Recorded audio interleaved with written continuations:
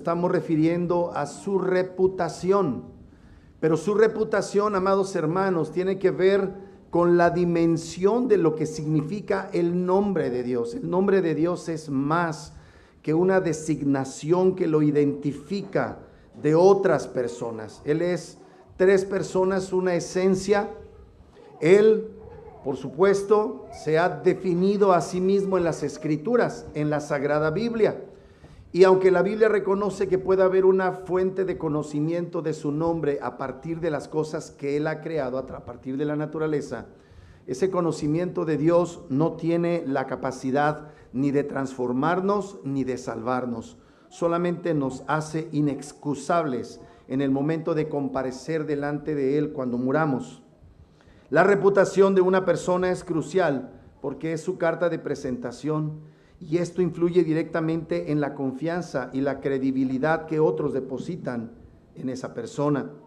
La reputación abre o cierra oportunidades, sean laborales, sean sociales y sean personales. Fortalece relaciones, ya que una buena reputación genera respeto, seguridad y facilita la consecución de metas personales y profesionales, o una mala reputación te cierra oportunidades como las que acabo de mencionar.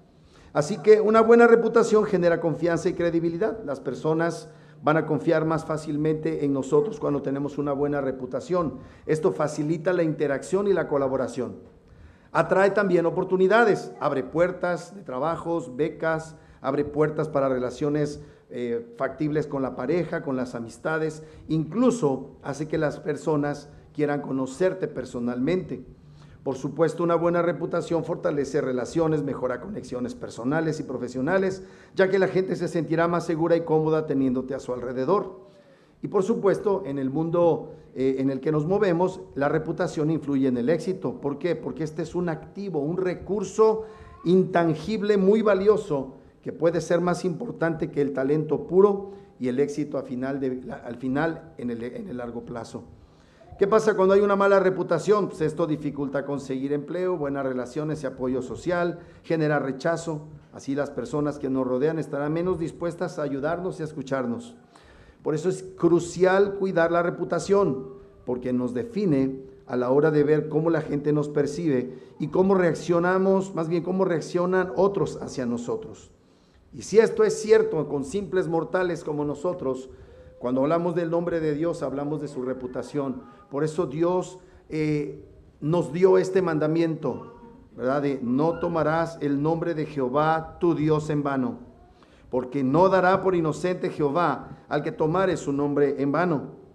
Algunos podrán decir, bueno, esto se aplica solamente a los hombres que creen en Dios. Y sin embargo, Pablo nos dice en la carta a los Romanos que todos los hombres están bajo la ley, aunque no crean en Dios. Porque el verdadero Dios es el Dios que se ha revelado en las Escrituras. Puedes o no creerlo, pero eso es lo que la palabra de Dios enseña. Y es un asunto de confianza en Dios, de la reputación de Dios. Y sí, en efecto, todos los hombres estamos sujetos a la ley de Dios. Y especialmente los creyentes. Por eso aquí dice, no tomarás el nombre de Jehová tu Dios en vano, porque no dará por inocente Jehová el que tomare su nombre en vano. Así es que como Dios sabe que su reputación está en juego con pecadores como nosotros, Dios nos tiene que mostrar que hay un mandamiento que debe restringir nuestra capacidad de hacerle daño a su reputación. Entonces vamos a ver algunos aspectos de este mandamiento a manera de repaso, pero de introducir algunos aspectos adicionales a lo ya dicho. El mandato de no tomar el nombre de Jehová en vano nos está prohibiendo, número 1, mentir o falsear datos acerca de Él. Mentir o falsear datos sobre Él. Esto Dios lo prohíbe. ¿Por qué? Porque Dios es un Dios que se define en las Escrituras como un Dios de verdad. Ahora, la verdad no es un atributo fuera de Dios, es el atributo definitorio de Dios. Dios es veraz. Él es el parámetro de la verdad. Y todos los hombres pretenden establecer su propia verdad, pero en este sentido el único que es veraz es Dios. Todos los hombres, dice la Biblia, son mentirosos. Y su nombre, que está vinculado a la verdad, no debe involucrarse en modo alguno con la falsedad, como hacen quienes enseñan con mentira o citan a Dios como testigos de una mentira cuando están jurando en vano. ¿Te acuerdas cuando jurabas por Diosito? Ya después le cambiaste y dijiste por el osito Bimbo, pero jurabas por Diosito para hacer tus tranzas. ¿Tú crees que a Dios no le ofende eso? Porque estabas invocándolo como testigo en una mentira que tú sabías que era tal. Y lo digo con todo respeto, pero me parece que aquí todos hemos hecho alguna vez eso. Y a veces en un afán por dar veracidad y dar peso a nuestras palabras, traemos a Dios como testigo, cuando realmente nuestras palabras no tienen como propósito que las cumplamos. Y por eso hay que tener cuidado. Otra razón que debemos tomar en cuenta que Dios nos prohíbe es tomar su nombre en vano, porque Él es grande, más grande que nosotros. Él es inmenso de acuerdo con la Biblia. Dios es espíritu. Cuando la Biblia habla de Dios, habla del Dios trino, y Dios trino no tiene forma de hombre. La segunda persona de la Trinidad asumió humanidad, pero no puedes describir a Dios en términos de una figura humana. Eso es una blasfemia contra Dios, porque el Dios trino no se hizo hombre, fue la persona segunda de la Trinidad. Y algunos dicen, bueno, pues si se nos presentó como hombre, ¿verdad? Hay que hacer imágenes de Él. No se debe hacer imagen de Cristo, porque la Biblia no dice Jesús tenía el pelo largo, Jesús tenía ojos azules, tenía la nariz respingada y parecía hippie de los 60s. Jamás encontrarás una descripción física de Cristo. Encuentras una descripción de su carácter que es congruente, correspondiente con el Dios trino. Entonces, no debemos tomar el nombre de Dios en vano, porque Dios es grande. No debemos usar su nombre en pensamientos, palabras escritas, palabras dichas oralmente, a la ligera y sin causa justa. No debemos hacer reverencia a Dios de una forma irreverente o de una manera inútil que no produzca provecho para los demás. Está en juego el honor de Dios, y esto, amados hermanos, puede provocar serios resultados en nuestras vidas, no pensar en el nombre de Dios. Entonces debemos tener mucho cuidado con la maldad con la que muchas veces hemos hablado de Dios, cuando maldecimos tomando a Dios como la causa o como el que va a respaldar nuestras maldiciones de tipo egoísta. Ya no hablemos de blasfemar. La blasfemia es un pecado común en la actualidad. Todo el mundo usa palabrotas para dirigirse a los demás, y hasta meten a Dios, y hasta usan a Dios como blasfemia contra los demás. Hay un chiste de este hombre que fue sorprendido en actos de molestar a damas, y que era considerado uno de los referentes de lo que era la vida familiar y la decencia en los Estados Unidos. De un hombre de color, se llamaba, creo que Ben Crosby. Y este hombre hacía chistes a este respecto, ¿verdad? Su padre era muy dado a usar el nombre del Señor Jesucristo para maldecir, para quejarse, para tratar de expresar su frustración con sus hijos. Y entonces, no voy a usar las palabras exactas, ¿verdad? Pero cuando su hijo hacía una tontería, le decía el nombre del Señor Jesús, Jesús contigo, ¿verdad? Como condenando al chamaco. Y usaba otra palabrota, una palabra muy, muy común entre los estadounidenses, ¿verdad? De Dios te maldiga, chamaco, por su frustración.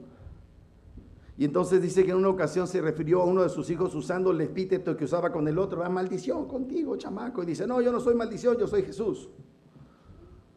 Y daba risa, pero esa es la manera irresponsable en la que, cuando menos en los Estados Unidos, se hace. Y aquí en México es muy típico el, ayú, Jesús el de Veracruz. ¿Verdad? Tenemos que tener mucho cuidado. Entonces, Dios nos prohíbe, en el sentido negativo, Dios nos impide, nos prohíbe mentir o falsear datos sobre Él o tomar su nombre en vano. Él es grande, Él no es a nuestra medida. Ahora también este mandamiento de no tomar el nombre de Jehová en vano, así como prohíbe, alienta ciertas conductas. ¿Qué alienta? ¿A qué nos alienta? Bueno, a santificar su nombre. ¿Qué es santificar su nombre? ¿Se acuerdan? En el Padre Nuestro dice, Padre nuestro que estás en el cielo, santificado sea tu nombre. Aquí la idea de santificar no es que Él no sea santo y requiera de nuestra expresión para ser más santo, sino que más bien es la idea de apartar. Sea tu nombre apartado de otros nombres. Tú no eres como el gobernante de aquel lugar, tú no eres como el presidente de tal lugar, tú no eres como nuestro presidente, tú eres santo, verdaderamente santo, y debes ser distinguido de todos aquellos que están en una posición de eminencia.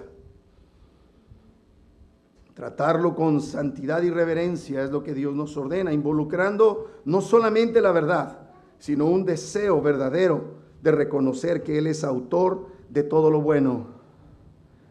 Así es que Dios nos manda a que lo consideremos. Mira lo que dice en Isaías 8:13. A Jehová de los ejércitos, a Él santificad. Sea Él vuestro temor y sea vuestro miedo. Tú puedes tener un patrón que te pueda amenazar con correrte si no te quieres tú involucrar en sus manejos fraudulentos. Y pues sí, pues ni modo que pierda mi trabajo y de qué va a vivir mi familia. Pues en esa idea es que fue dicho este mandamiento. A Jehová de los ejércitos, a Él santificad, a Él escójanlo, sea Él vuestro temor y Él sea vuestro miedo. ¿De qué te sirve quedarte con un buen trabajo si te vas a ir al infierno por deshonrar a Dios? El problema es que los mexicanos en general son muy dados a santificar más al jefe, al político de turno, que a Dios. Los resultados están a la vista. Número 3. Dios en su bondad nos concede conocer la razón que acompaña a este mandamiento. Él dice, no tomarás el nombre de Jehová tu Dios en vano. Y la razón es porque el Señor no tendrá por inocente al que tome su nombre en vano. Lo que está diciendo Dios, esto es muy serio. Yo no voy a dejar de vengar mi reputación. Es una cuestión de honor. Todas estas ideas que vemos en la historia de hombres defendiendo su honor, defendiendo el honor de su palabra, proviene de esta idea. Un Dios celoso de su honor. Claro, en una sociedad tan mexicana, tan occidental como la nuestra, ya tan llena de conceptos democráticos, pues esto ya suena como que fuera de lugar, ¿verdad? Pero si Dios es Dios y Dios es eterno y sus mandamientos son inmutables, esto sigue vigente independientemente de lo que pensemos como supuestamente sociedades democratizadas y muy avanzadas. Dios no ha cambiado, hermanos. Es lo que enseña la Biblia. Su palabra permanece para siempre. Y tenemos que tomar a Dios en serio. Dios en su bondad nos concede conocer la razón que acompaña a este mandamiento. Jehová no dará por inocente al que tomare su nombre en vano. Observemos, número 1, la seriedad de la amenaza hacia aquel que quebranta este mandamiento. El Señor no lo tendrá por inocente.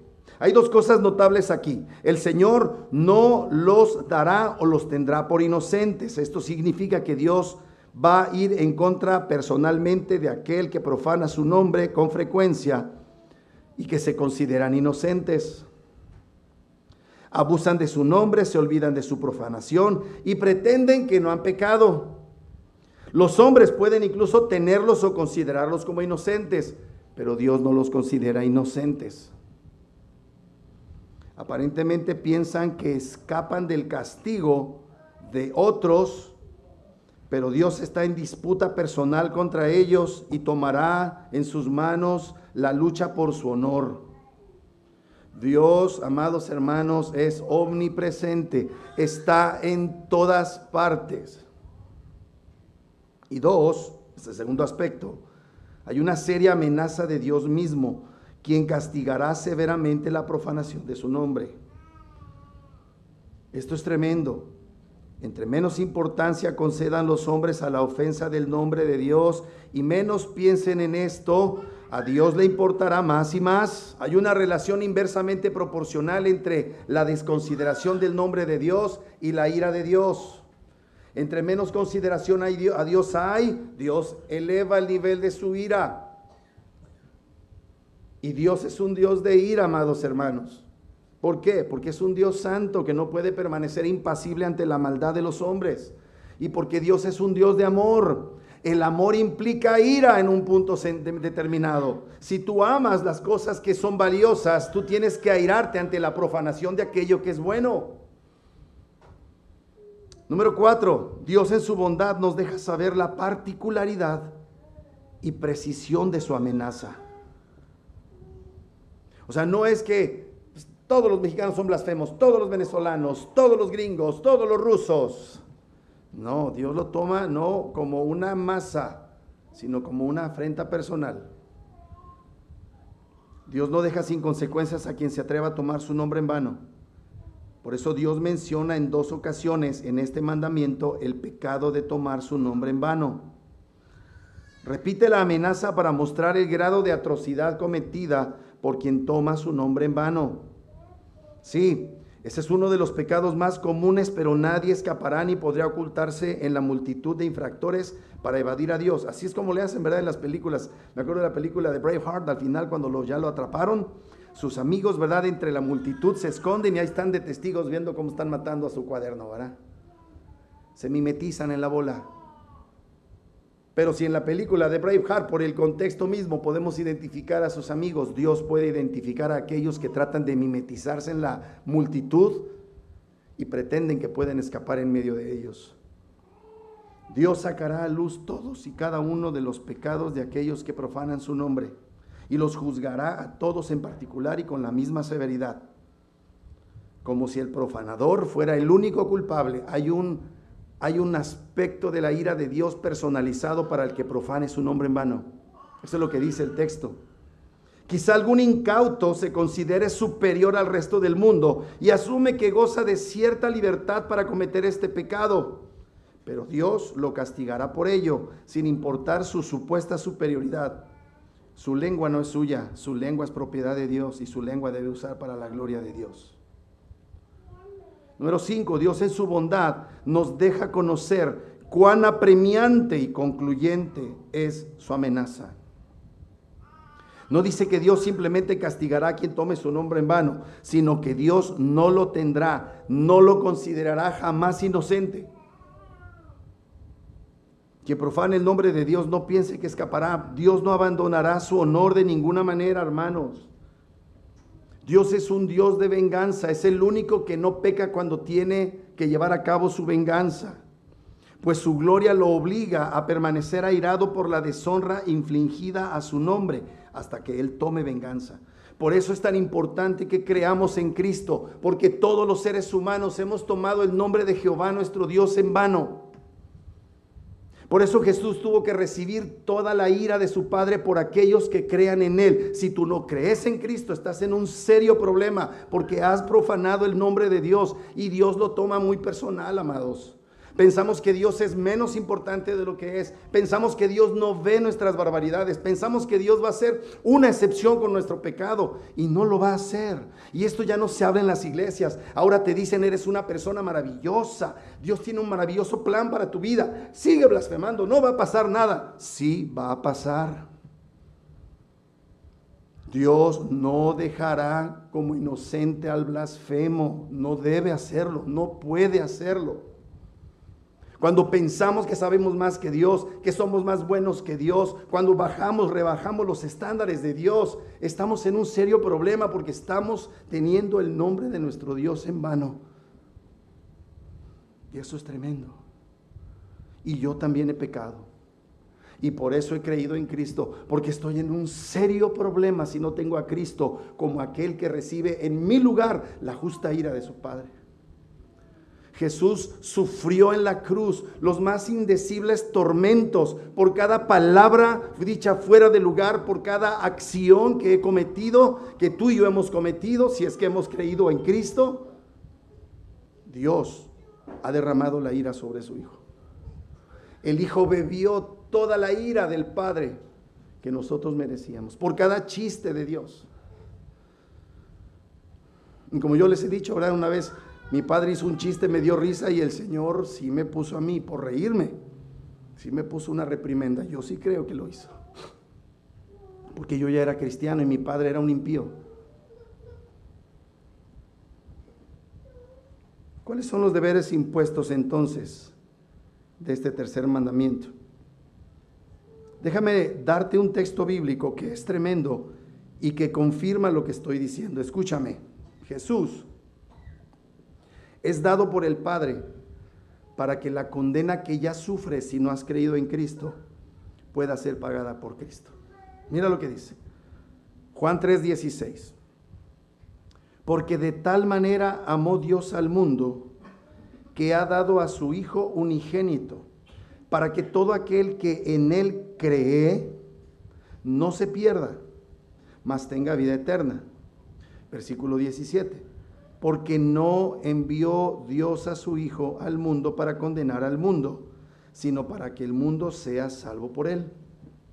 Entonces Él es la barca de salvación para salir de un mundo que va a ser destruido. El mundo va a ser destruido.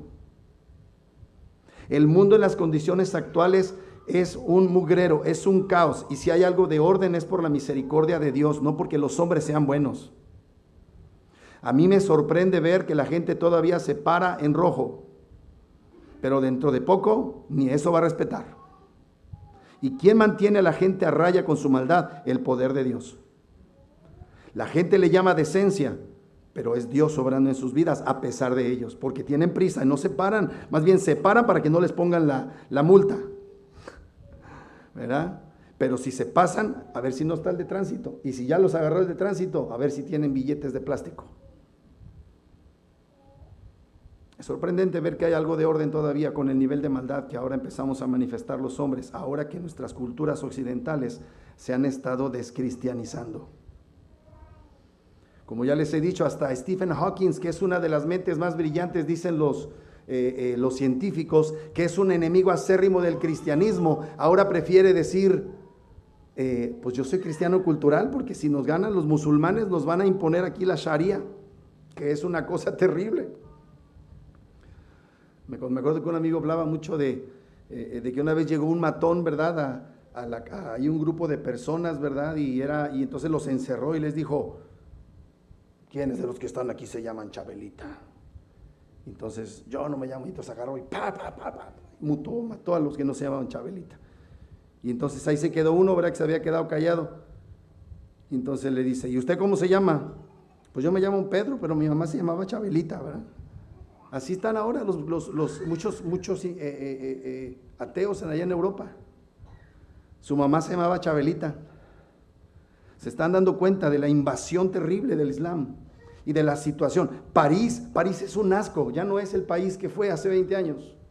Francia es un lugar de desorden, es un lugar peligrosísimo. Acaba de salir una noticia de que una muchacha que juega para un equipo, creo que inglés, fueron a tomar allá a la discoteca algo, salieron a las 6 de la mañana y le metieron unas cuchilladas junto con otro. Sobrevivió la pobre muchachilla porque le salieron los pelobrócoli estos salvajes.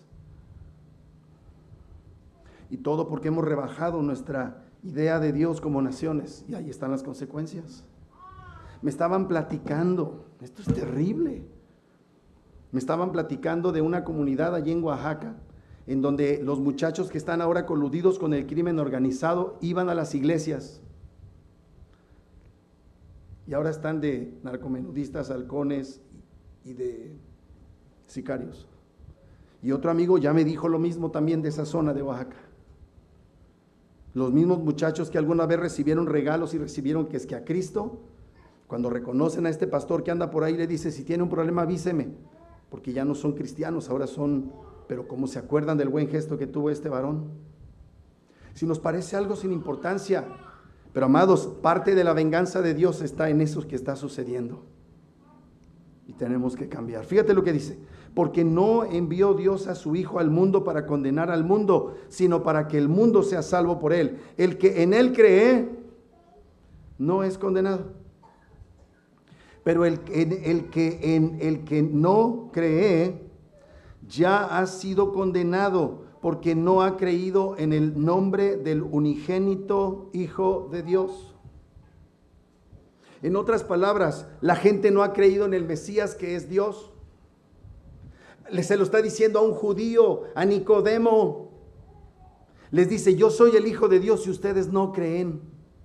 Ustedes, aunque sean judíos, en ese tiempo ni usaban, pero ustedes, ¿verdad? Pueden tener circuncisión y decir que son descendientes de Abraham, pero no me han reconocido como el Mesías, lo cual significa que ustedes ya están bajo la condenación de Dios. Esto no es de que no creen en mí, ustedes ya están condenados, pero yo vengo para sacarlos de esa condenación en la que ya están por deshonrar mi nombre. Los judíos eran unos impíos que necesitaban del don de la fe, un nuevo corazón, un nuevo nacimiento para creer en Cristo. Esa ha sido toda la charla que ha sostenido con Nicodemo. Maestro, sabemos que vienes de Dios porque nadie que hace las cosas que tú haces si Dios no está con él. Y él le dice, de cierto te digo, si no nacieres de nuevo, no puedes ver el reino de los cielos. Ustedes hicieron llegaron a un consenso, judíos, y se atrevieron a darme la categoría de maestro, pero ustedes saben que las cosas que digo y las cosas que hago no son meramente cosas de maestro, son cosas del Mesías, pero se rehúsan a creer en mí. Les es necesario nacer de nuevo. Para creer en Cristo necesitas nacer de nuevo, nacer del Espíritu, nacer de arriba, porque tu naturaleza humana no tiene la capacidad de abrazar a este Cristo que dice,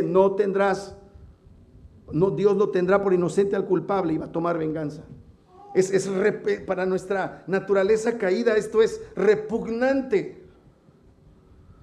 Bájale, Dios, no es para tanto. Pero ¿cómo te sientes tú cuando empiezan a hablar mal de ti? Y además te enojas y tienen razón. Es que es un borracho. Bueno, pues sí, pero no soy tan borracho como mi cuñado, ¿verdad? Porque hay de borrachos a borrachos. Pero que es un lépero sin vergüenza. Pues sí, pero los de Alvarado son más léperos que yo, pues. ¿No es cierto que muchas veces han dicho algo mal de nosotros y nos ofendemos? Y tú crees que un Dios que es verdaderamente santo, justo, bueno, misericordioso, veraz, no debe ofenderse porque se habla mal de su reputación. Ese Dios de los cristianos es el petate del muerto, eso del infierno. Eso no es cierto. Esa es la condenación. Y eso les pasaba a los judíos.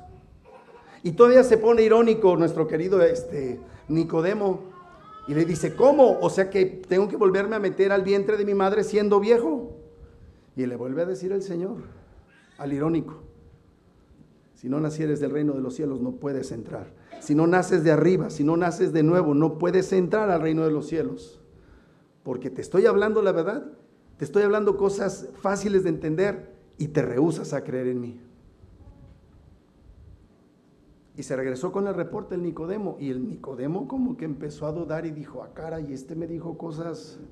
En ese contexto es que le dice esto. Este mundo, amados hermanos, este mundo está bajo la ira de Dios.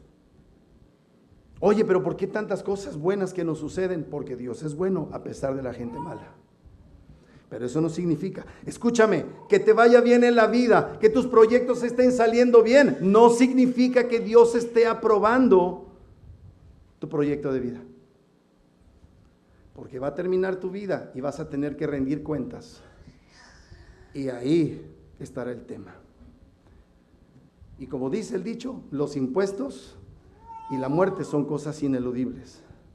Por eso el Señor envió a su Hijo, para que todo aquel que en Él cree no se pierda. Él vino esa primera vez a salvarnos, no ha regresado por segunda vez, Él volverá por segunda vez.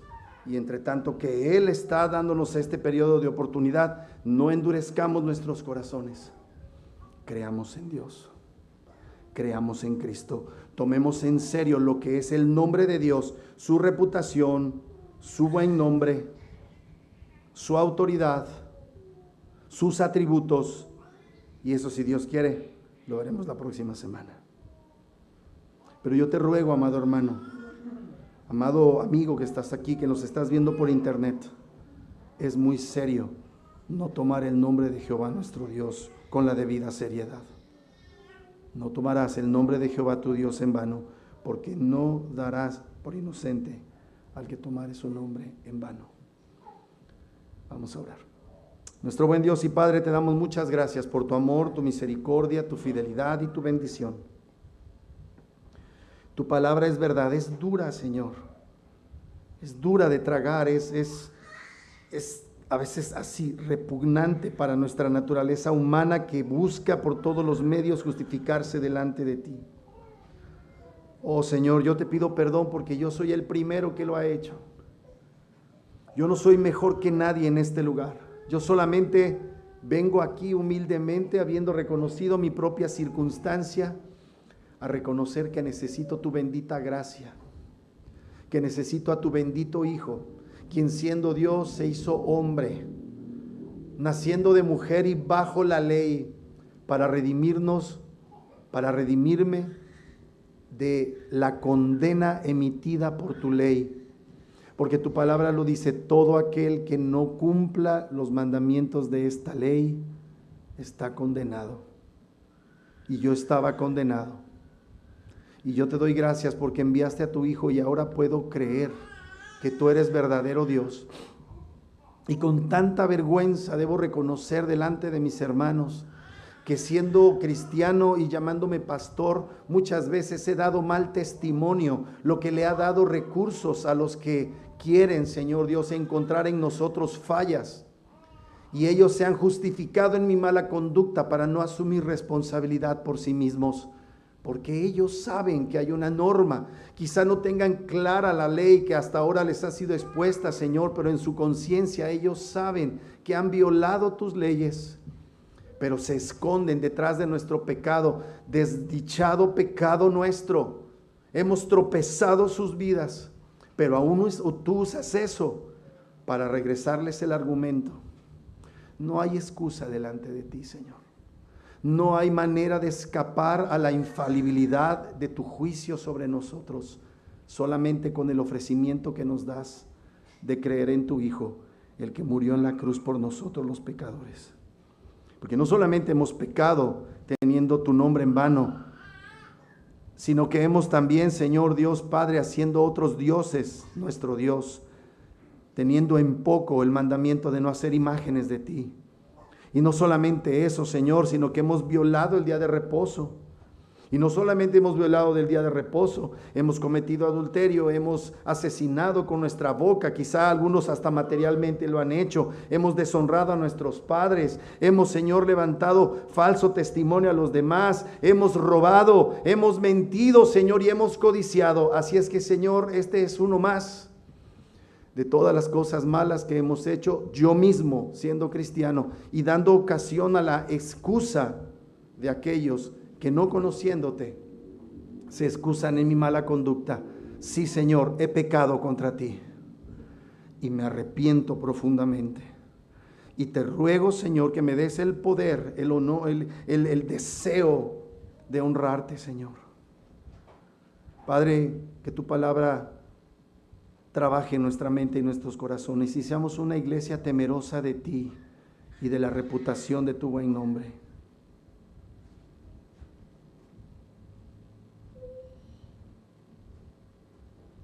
Señor, yo te ruego humildemente que quieras por tu bendita gracia ayudarnos a vivir para la gloria de tu santo nombre.